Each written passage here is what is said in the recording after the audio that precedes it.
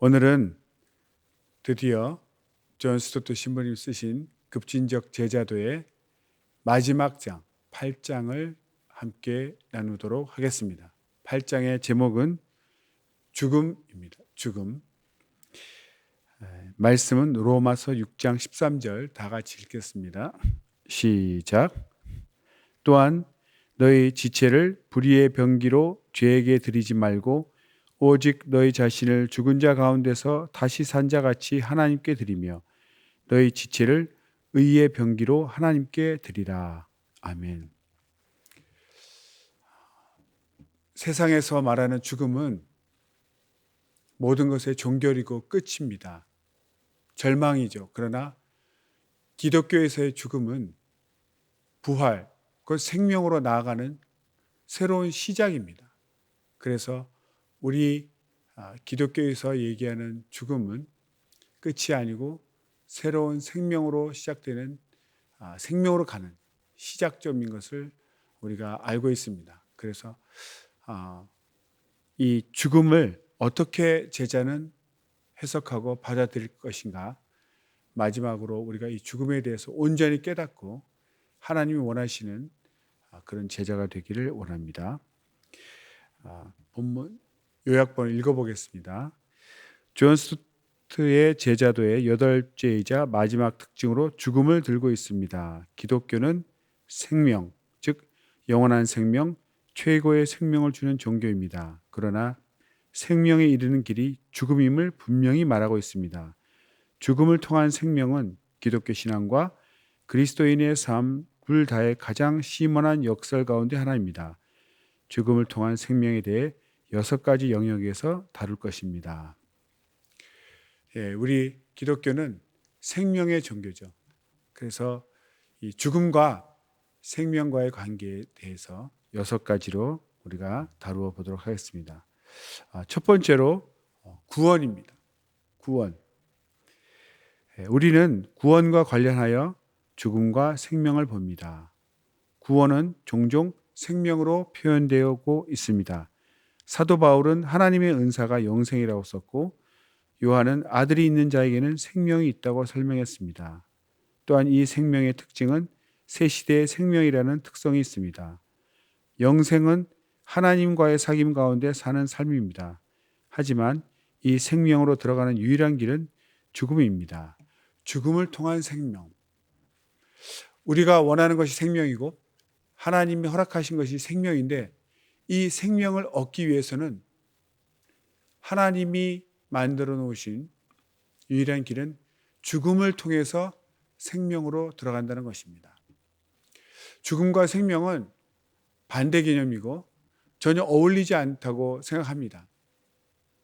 그러나 주님께서는 깊은 비밀이 있는데 바로 우리가 원하고 주님이 약속하신 이 생명을 얻기 위해서는 반드시 죽음이라는 관문을 통과해야 된다고 말하고 있습니다. 하나님과의 사귐을 막는 장벽이 죄이며 죄의 삭은 사망입니다. 성경 전체에서 죄와 죽음은 범법 행위와 그에 합당한 형벌로서 함께 짝을 이루고 있습니다. 우리가 자신의 죄로 죽으면 끝나지만 예수 그리스도께서 우리 죄를 지시고 우리 죽음을 죽으셨습니다. 그 은혜로 우리는 구원을 받았고 내적으로는 믿음으로 그리고 외적으로는 침례로 부활하신 예수 그리스도와 연합하게 되었습니다. 그러니까 주님께서 우리를 대신하여 죽으심으로 우리가 구원을 얻었죠. 곧 생명을 얻었다는 것입니다. 항상 죄가 있는 곳에는 형벌이 있죠. 그래서 우리가 죄인이기 때문에 우리가 당연히 사망의 형벌을 받아야 되는데 주님께서 대신 형벌 받으심으로 우리를 구원하셨죠. 그래서 내가 죽어야 되는데 주님께서 대신 죽으심으로 우리는 하나님의 생명을 선물로 받게 된 것입니다. 그래서 구원은 곧 생명을 말하고 있죠. 그래서 내가 죄인이고 내가 사망에 들어가야 되는데 주님께서 대신 사망, 곧 죽음을 맛보심으로 우리는 사망을 받지 아니하고 생명을 선물로 받게 된 것입니다. 그래서 구원의 관점에서 보면 주님께서 대신 죽으심으로 우리가 생명을 얻게 되었다. 이것을 말하고 있습니다.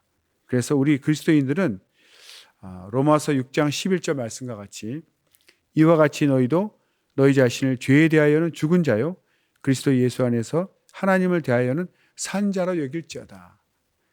이제 우리는 하나님께 대하여 살아있는 자, 그분의 죽음을 통해 살아있는 자입니다. 우리는 항상 구원을 생각할 때마다 주님께서 나를 위해 대신 죽으심으로 우리는 이제 살아났다. 그래서 주님의 죽으심으로 우리는 산 자가 되었습니다. 두 번째, 제자도, 죽음을 통한 생명이라는 원리는 제자도에서도 동일하게 작동합니다. 마가복음 8장 34절로 35절의 말씀입니다. 무리와 제자들을 불러 이르시되 아무든지 나를 따라오려거든 자기를 부인하고 자기 십자가를 지고 나를 좇을 것이니라. 누구든지 제 목숨을 구원코자 하면 잃을 것이요 누구든지 나와 복음을 위하여 제 목숨을 잃으면 구원하리라. 이 구절은 예수님이 자기 부인을 설명하기 위해 사용하신 극적인 말씀입니다. 그러니까 예수님의 제자도 생명을 얻기 위해서는 죽음을 반드시 맞이해야 된다는 것이죠. 그래서 예수님을 따르기 위해서는 자기 십자가를 지고 죽어야 된다는 것이죠. 주님께서 골고다 언덕에서 십자가 죽음을 맞이하신 것 같이 예수님을 따르는 제자도 죽음을 각오하고 죽음을 맞이할 때 생명을 얻게 된다는 것입니다. 우리가 예수님의 제자라면, 주님을 따른다면 우리가 갈 수 있는 단 한 장소가 있는데 그것은 죽음의 장소입니다. 즉 예수님의 제자가 생명을 얻기 위해 주님과 같이 자기 십자가를 지고 죽어야 된다는 것을 말하고 있습니다. 독일의 나치 정권에 대항한 기독교 목사인 디트리히 본헤퍼 목사님은 나를 따르라는 책에 그리스도께서 사람을 부르실 때 그분은 그에게 와서 죽으라고 명하신다 라고 썼습니다. 그리고 누가도 예수님의 제자들에게 날마다 자기 십자가를 지라고 말합니다. 즉 예수님은 자기 부인을 대가로 진정한 자기 발견을 하게 하고 죽음을 대가로 진정한 생명을 약속하셨습니다. 온전한 생명으로 들어가는 유일한 길은 죽는 것, 즉 우리의 제멋대로인 본성과 모든 탐심을 죽이는 것, 십자가에 못 박기까지 하는 것, 다시 말해 철저히 버리는 것입니다. 우리가 예수님께서 허락하신 생명을 얻기 위해서는 자신은 먼저 죽는 것이 바로 생명을 얻는 것인데 그 죽는다는 것이 자기의 본성대로 죄성인 자기 제멋대로 살고자 하는 본성도 죽이고 모든 탐욕도 버리고 십자가에 못 박기까지 자신의 모든 것을 철저히 버리는 것을 말합니다. 이 죽음을 통해 주님의 생명을 얻게 된다는 것이죠. 청교도 존 오웬은 신자들 속의 죄 죽이기라는 논문에서 죄와 전투를 벌이고 죄와 타협하지 말아야 한다고 말합니다. 죄와 타협하지 않고 죄를 죽이는 것은 그러나 오직 성령을 통해서만 가능하다고 말합니다. 그렇죠. 우리 육신의 힘은 너무나 연약해서 죄악을 이길 수 없습니다. 죄의 유혹을 이길 수 없기 때문에 오직 죄를 이기신 사망 권세를 깨뜨리신 하나님의 능력, 그 성령께서 오셔서 내 안에서 성령의 능력을 통해서만 죄악을 이길 수 있는 것이죠. 다른 말로 성령 없이 진정으로 죄를 죽이는 것보다는 눈 없이 보는 것이나 혀 없이 말하는 것이 더 쉬울 것이다. 이렇게 말했다고 합니다. 어떻게 혀 없이 말을 하고 눈 없이 볼 수 있겠습니까? 그건 불가능하죠. 그것이 오히려 성령 없이 죄를 죽이는 것보다 쉽다는 거죠. 그러니까 성령은 오직 성령으로만 죄를 죽일 수 있다는 것을 강조하는 것입니다. 그래서 제자들도 날마다 자기 십자가를 지고 자기 모든 것을 죽일 때 바로 예수님의 생명이 나타난다고 합니다. 세 번째, 선교를 통해서 죽음을 통한 생명의 원리가 작동하는 셋째 영역은 선교입니다. 고난은 선교에 없어서는 안 될 측면임에도 불구하고 자주 간과됩니다. 이사야 42장에서 53장에 나오는 주의 종에 대한 설명은 모든 민족에게 구원의 빛을 가져오기 전에 먼저 조롱과 박해를 견디는 모습이 나오고, 모든 민족에게 복음을 전하기 전에 사람들에게 멸시를 받고 거부를 당할 것이고 자기 생명을 죽음에 내어놓는 것입니다. 선교의 맥락에서도 예수님은 죽음을 통해서만 복음이 이방인에 전파된다는 것, 이방 세계로 확장되고 죽음이 열매를 맺는 길이고 씨가 죽으면 엄청난 열매를 맺을 것이라고 말씀하십니다. 그러니까 선교에서도 성공하기 위해서는 그 선교사가 죽어야 된다는 것이죠. 항상 생명은 그냥 얻어지는 것이 아니라 죽음을 통해, 고난을 통해 얻어지는데 바로 선교에서도 그렇게 나타난다는 것입니다. 고린도후서 4장 12절의 말씀, 그런즉 사망은 우리 안에서 역사하고 생명은 너희 안에서 하느니라. 이것은 선교적 고난, 선교가 어떠한 고난을 받는가에 대해서 사도 바울이 예를 들고 있는 것이죠. 사도 바울이 선교하면서 얼마나 큰 고난을 받았습니까? 왜 그렇게 큰 고난을 받았냐면 사도 바울의 선포한 복음은 유대인이나 이방인이나 모두 믿음으로 구원을 받는다고 선포했기 때문이죠.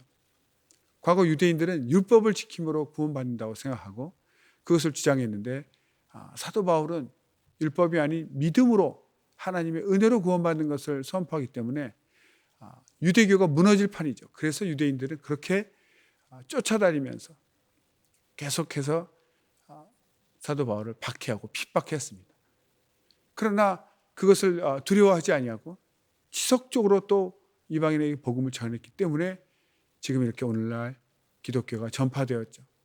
그래서 선교 차원에서도 그 고난을 통해서, 핍박을 통해서 복음이 전파되고 확장되는, 생명이 전파되는 것을 볼 수 있습니다. 열매를 맺기 위해 죽어야 한다는 그 죽음은 순교만큼 극적으로 보이지 않을 수도 있습니다. 그러나 타문화 선교하는 선교사에게는 진짜 죽음입니다. 그들에게는 가족, 친척들과 헤어지는 것이고 안락과 편안함을 포기하는 것이고 또 성공을 포기하고 초라한 섬김의 사역에 머무르는 개인적인 야망을 또 포기하는 죽음일 수도 있습니다. 그리고 물려받은 문화, 자기 문화죠. 자기 고국의 문화, 또 받아들인 문화, 선교지의 문화입니다. 이 선교지에 갔을 때 그 문화와 자기 문화를 비교했을 때 선교지 문화를 무시하지 않는다는 것이죠. 그래서 자기의 물려받은 문화와 받아들인 선교지 문화를 동일시하는 바로 문화적 제국주의에 대한 죽음일지도 모릅니다. 우리는 열매 맺는 삶을 위해 죽으라는 부르심을 받습니다. 그러니까 선교지에 가서 열매 맺기 위해서는 선교사가 철저히 자기의 모든 것을 포기하는 그런 진정한 죽음의 길을 갈 때 선교의 열매가 맺힌다는 것이죠. 네 번째, 박해. 죽음이 생명으로 가는 기름을 발견하게 되는 넷째 영역은 신체적인 박해입니다.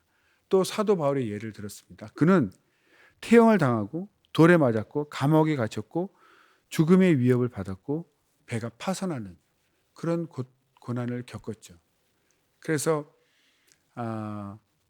항상 생명으로 가는 길이 죽음이라는 것을 신체적인 박해를 통해서도 우리가 알 수 있는데 너무나 그 사도 바울이 받은 그 박해는 너무나 심했기 때문에 너무나 잔혹했기 때문에 자기가 정말 죽음을 통과하는 죽음을 경험하는 것 같다라고 썼고 또 그 고난에서 벗어나면 마치 죽음에서 벗어나서 부활을 경험하는 것 같이 설명을 했습니다.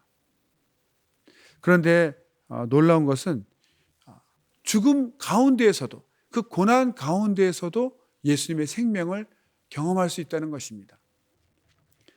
고린도후서 4장 10절 11절의 말씀, 우리가 항상 예수 죽인 것을 몸에 짊어짐은 예수의 생명도 우리 몸에 나타나게 하려 함이라. 우리 산자가 항상 예수를 위하여 죽음에 넘겨움은 예수의 생명이 또한 우리 죽을 육체에 나타나게 하려 함이니라. 그렇습니다. 이 본문을 통해서 우리가 예수님의 죽음과 생명을 우리 안에서 동시에 경험할 수 있다고 그렇게 설명하고 있습니다. 우리가 육체적인 괴롭힘을 당하거나 또 죽을 것을 알고 있을 때에도 우리는 예수님의 영적 생명력을 경험할 수 있습니다. 사도 바울도 그 육체의 가시가 그게 질병일 수도 있고 또 박해일 수도 있죠.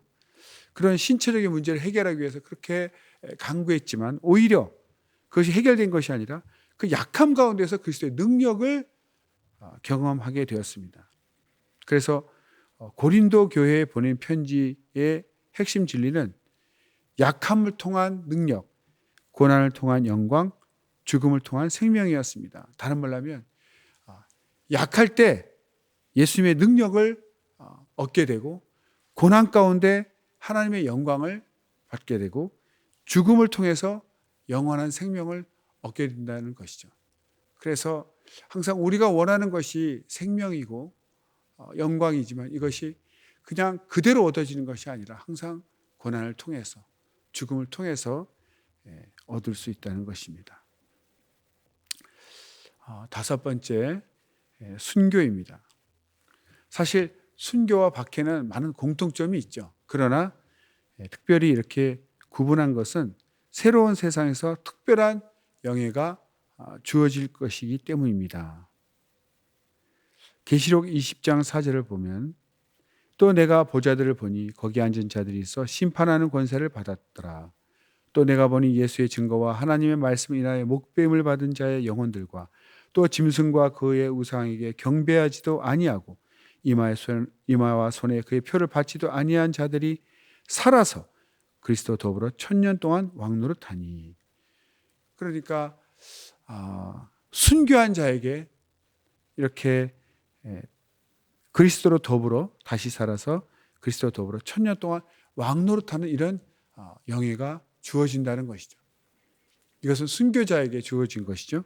그래서 순교라는 자기 목숨을 잃는, 이건 박해보다 더 심한 거죠. 박해는 신체적인 박해를 얘기한다면 순교는 완전히 육체의 생명을 잃어버리는 것입니다. 그러나 그만큼 또 더 큰 영광을 하나님께서 준비하고 계신다는 것입니다. 요시프 톤이라는 분이 있습니다. 이분은 루마니아 기독교 지도자인데, 루마니아에 유명한 독재자가 있죠. 니콜라이 차우체스쿠, 유명했습니다.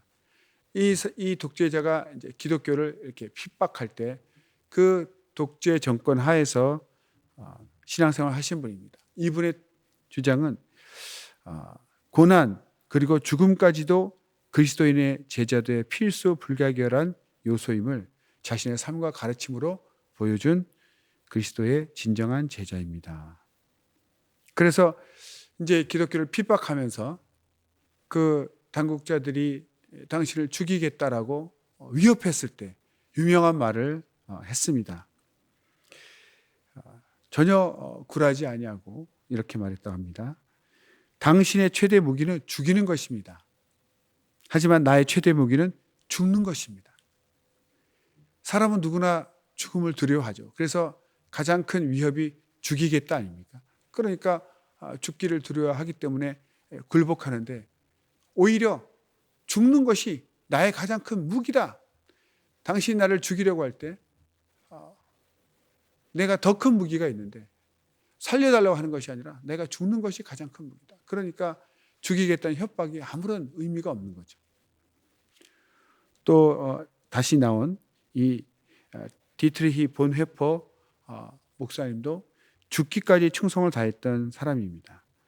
그분이 이제 드디어 이제 히틀러의 그 광기를 잠재우기 위해서, 히틀러를 암살하기 위해서 모의하다가 결국 발각이 되어서 이제 감옥에 있다가 순교를 당했습니다. 그 순교당한 날이 바로 1945년 4월 8일인데 일요일 짧은 예배를 인도한 후에 교수대로 향했습니다.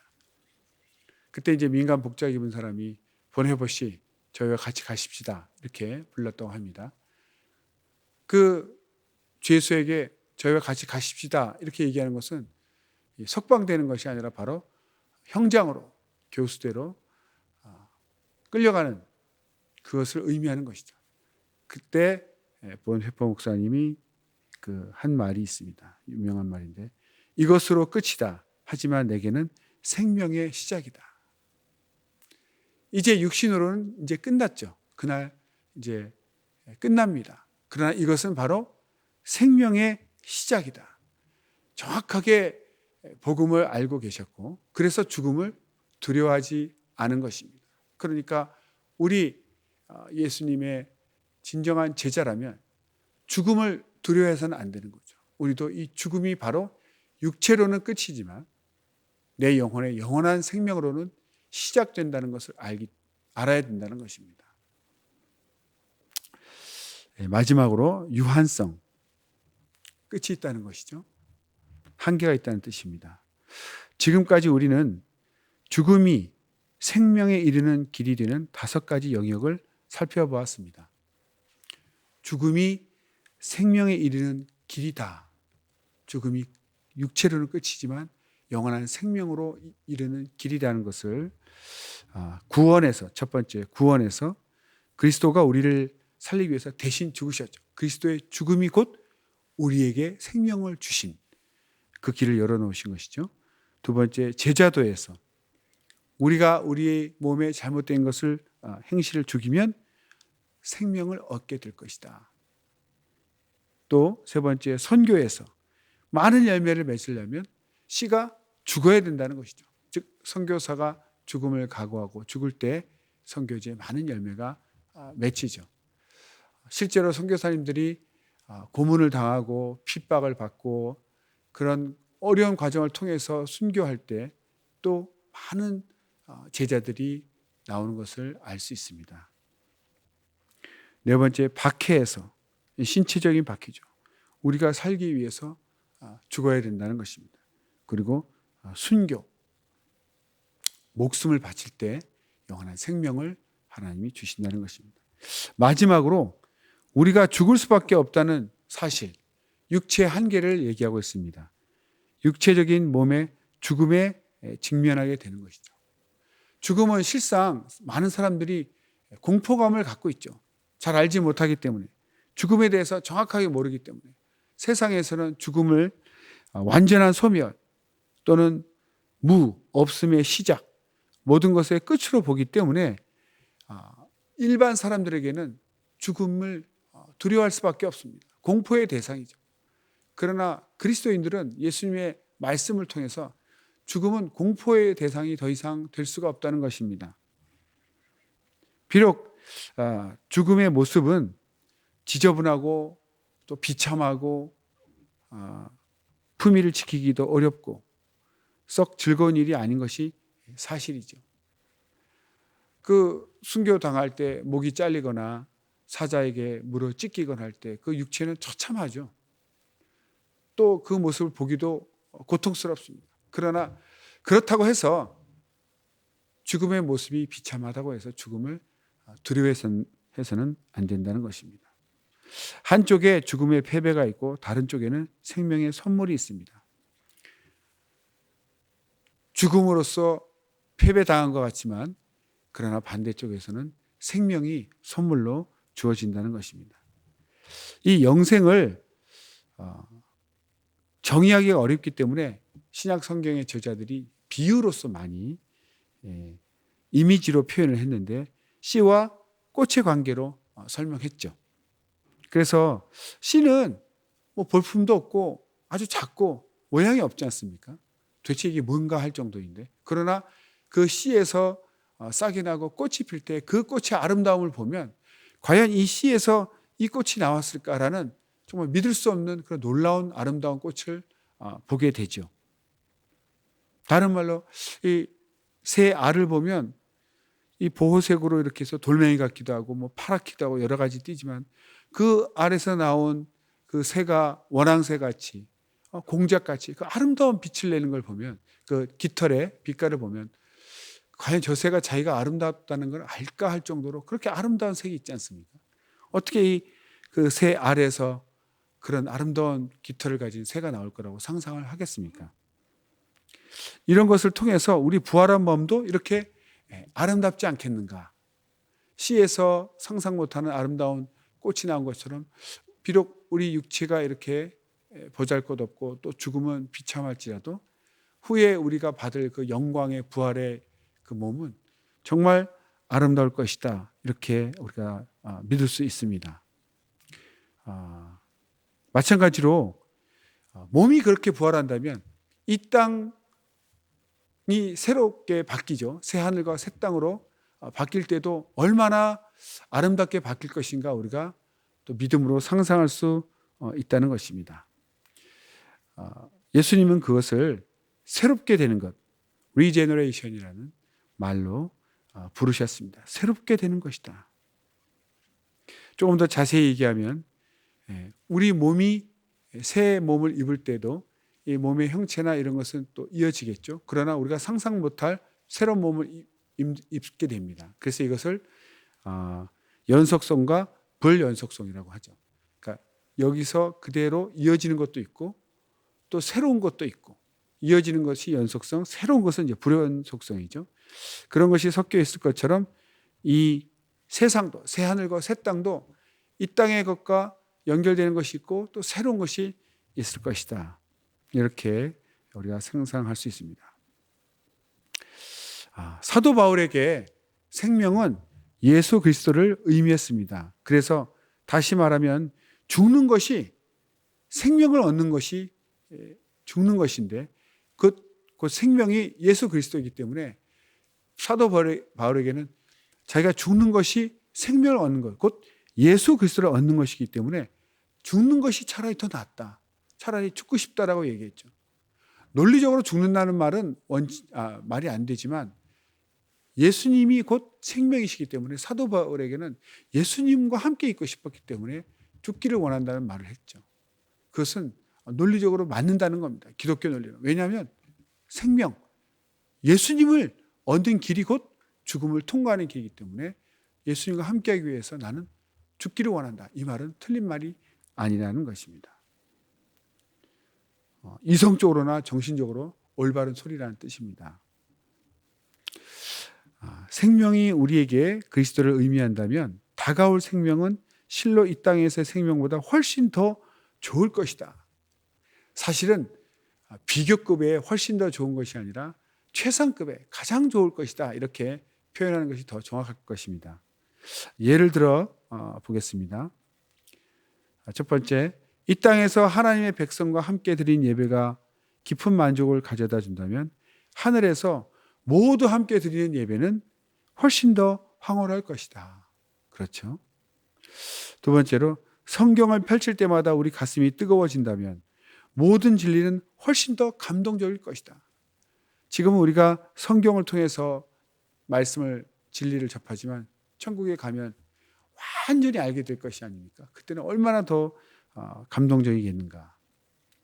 그리고 또 지금 이 땅에서 일몰의 아름다움이 우리를 흥분시킨다면 새하늘과 새 땅의 아름다움은 도대체 어떨 것인가. 그렇죠. 우리가 이 땅에서도 일몰의 그 아름다운 그 구름에 비치는 태양빛을 볼 때 정말 아름답죠. 사람들이 그래서 이렇게 호숫가나 바닷가에 해지는 모습을 보려고 달려갑니다. 이 땅도 이렇게 아름다운데 새하늘과 새 땅은 얼마나 아름답겠는가. 훨씬 아름다울 것이죠. 또 타 문화권 사람들과 교제가 이렇게 우리를 감동시킨다면 우리가 모두가 마침내 함께 모였을 때 모든 족속, 모든 언어가 큰 무리를 이루면 얼마나 큰 기쁨이 될 것인가. 그렇죠. 또 우리가 말할 수 없는 영광스러운 즐거움으로 기뻐하는 것이 무엇인지를 가끔 인식한다면 우리는 슬픔도 없고 눈물도 없을 곳에서 그것을 훨씬 더 자주 누리리라 기대한다. 우리가 방해가 많아서 가끔 누리지만 그곳은 방해가 없기 때문에 영원토록 그 영광스러운 즐거움을 누리며 기뻐하게 된다는 것입니다. 우리는 생명으로 인도하는 죽음의 대가를 과소평가해서는 안 됩니다. 그것은 그리스도와 하나가 됨으로써 죄에 대해 죽는 것이며 그리스도를 따름으로써 자아에 대해 죽는 것이며 타문화권 선교를 통해 야망에 대해 죽는 것이며 박해와 순교를 경험하며 안전에 대해 죽는 것이며 우리의 궁극적인 운명을 준비하며 이 세상에 대해 죽는 것입니다. 우리가 죽음에 대해서 힘들어하고 고통스러워할 수 있지만 그 죽음의 대가가 얼마나 큰 것인지 우리 이렇게 배웠습니다. 우리는 다시 말씀드리면 죄에 대해서 죽게 되면 그리스도와 하나가 되는 복을 얻게 되고 또 자아에 대해서 죽게 되면 그리스도를 따를 수 있게 되고 자기의 야망을 꺾음으로써 타문화권 선교를 갈 수 있게 되고 안전을 포기하면서 박해와 순교를 감당할 수 있는 용기를 얻게 되고 이 세상에 대해 죽게 되면 궁극적인 하나님의 생명을 맞이하게 되는 것입니다. 다시 한번 또 죽음에 대해서 말씀드립니다. 죽음은 자연스럽지 못하고 불쾌한 것입니다. 어떤 의미에서는 끔찍한 최후일 수 있습니다. 죽음은 끝입니다. 그러나 모든 상황에서 죽음은 생명으로 가는 길입니다. 그러므로 우리는 살고자 한다면 죽어야 합니다. 살고자 한다면 죽어야 한다는 것입니다. 죽음이 안내하는 생명의 영광을 볼 때만 우리는 기꺼이 죽을 것입니다. 이것은 급진적이고 역설적인 기독교적 관점입니다. 그리스도인이란 정확히 말하자면 죽은 자 가운데서 살아난 이들. 그러니까 우리는 생명을 얻기 위해서 죽음을 택하는 자. 죽은 곳으로 죽음을 택해서 끝나는가 했지만 끝나는 것이 아니라 다시 살아난 자들. 그러나 죽음을 통하지 않고서는 살 수가 없습니다. 죽음은 끝이 아니고 생명으로 들어가는 관문이기 때문에 죽음을 통한 생명의 원리를 우리는 주님으로부터 배웠습니다. 그래서 이제는 죽음을 두려워하고 공포를 느끼는 것이 아니라 기꺼이 죽음을 맞이해서 죽은 자 가운데서 살아난 자들이 되어야 할 것입니다. 마지막으로 정리하면 모든 제자도의 기본은 예수님을 합당한 호칭, 주님으로 부를 뿐만 아니라 그분의 가르침을 따르고 그분의 명령에 순종하겠다는 우리의 결단입니다. 제자도의 기본, 진정한 제자도는 바로 주님을 주님으로 부르며 그분의 뜻에 따라 순종하는 그 결단이 바로 제자도이다. 마지막 말씀 요한복음 13장 13절 너희가 나를 선생이라 또는 주라 하니 너희 말이 옳도다. 내가 그러하다. 예수님은 우리의 주님이 되십니다. 우리는 주님으로 예수님을 부를 때 그의 제자라는 뜻입니다. 진정한 제자는 주님의 말씀에 다 순종해서 주님의 뒤를 따르는 자입니다. 이렇게 우리는 제자로서 갖춰야 될 모든 8가지 항목들을 잘 기억하시고 또 실천함으로써 정말 하나님이 원하시는 기뻐하시는 마음에 합당한 제자가 되기를 예수 이름으로 축원합니다. 기도하겠습니다.